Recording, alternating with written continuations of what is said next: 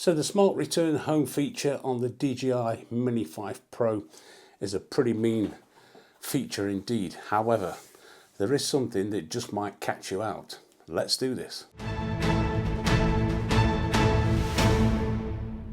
So hello and welcome once again to the channel on this very fine day here in the UK, and I hope you've all had a nice Christmas and looking forward to the New Year celebrations. This will probably be the last video that I do this year. We've only got a few days left of it, but I thought we'd get out and do one. Now, I've been meaning to do this test for quite a few months now. So I did feature this a few weeks ago on the Mini 5 Pro, and a couple of months ago I did it on the R3S, where I flew under a tunnel, flew from out under a tunnel, and then took it out and hit the return to home. And I had a lot of questions asked me on that video, and quite a lot of good responses on the video. What would happen if you lost signal? What would happen if you actually turn the controller off? And that's what today's video is all about. So I went out on location, and thanks to my brother who allowed me to film this on his premises. That's the Daleside Cafe in Nottingham. If you've not been to that cafe, I should get yourself down there and try their fantastic food. He also sells cars and vans as well, Daleside Motors. Basically what I'd done is I did the same kind of thing. I put the drone underneath the canopy, flew out and turned the controller off. Now I wasn't quite sure whether the drone was going to actually go back under the canopy or whether it was going to land on the top of the roof. And that's why I chose a different location. So let's see exactly what happened. So okay, we're out on location. We're going to do this test. Just show you what we're up with. There's the drone on the mat underneath this canopy.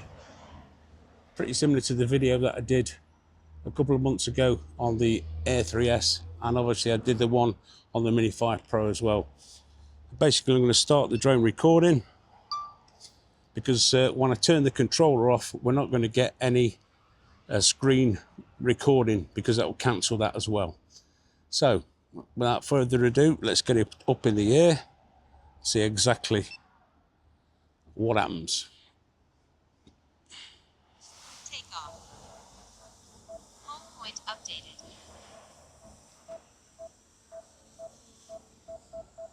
Let's take it out.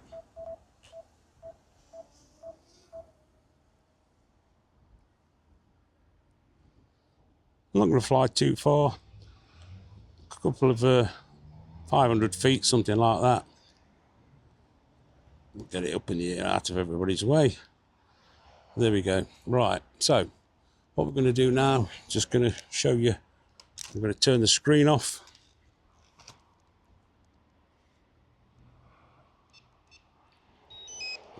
So that's shutting down the controller.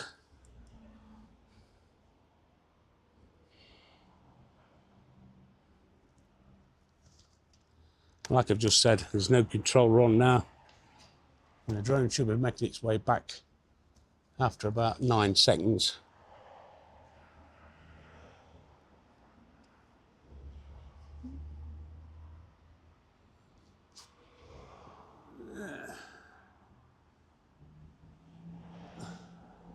Here she comes, making her way down.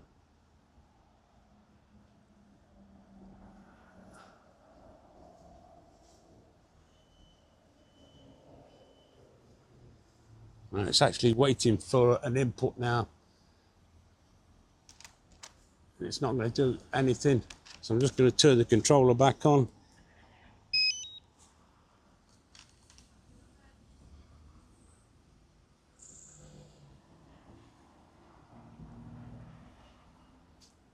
The controller's coming back on now.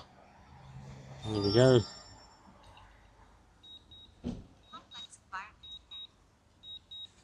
It's waiting for me to hit that C2 button, as you can see. Complex environment ahead. Continuously monitor environment during RTH. Return to home. Now she's making her way back, which is a little bit annoying in a fail-safe environment. So I need to check in the settings to see if we can turn that feature off. maybe contact DJI. But as you can see, once you hit that C2 button, it lands exactly on the pad. So I think that's a bit conclusive, really. Let's summarise it back in the studio.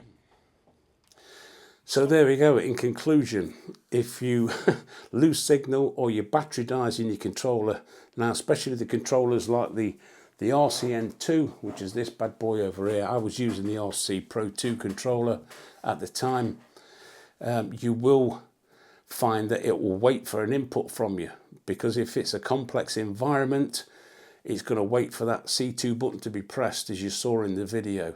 Now, I don't know whether this is just with the smart controllers with the screen. It seems that way. I am going to contact DJI and see why it only happens on the RC2 and the RC Pro 2 controllers as well, because it could catch you out, because it will hover there and it'll wait for an input.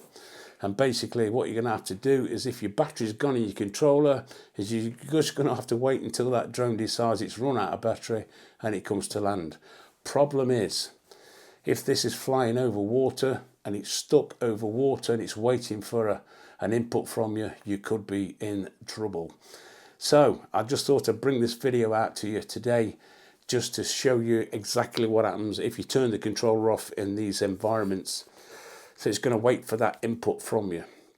I'm not, like I say, I'm not quite sure why it only asks on these controllers for that input, or whether there's a setting that you can turn that warning system off.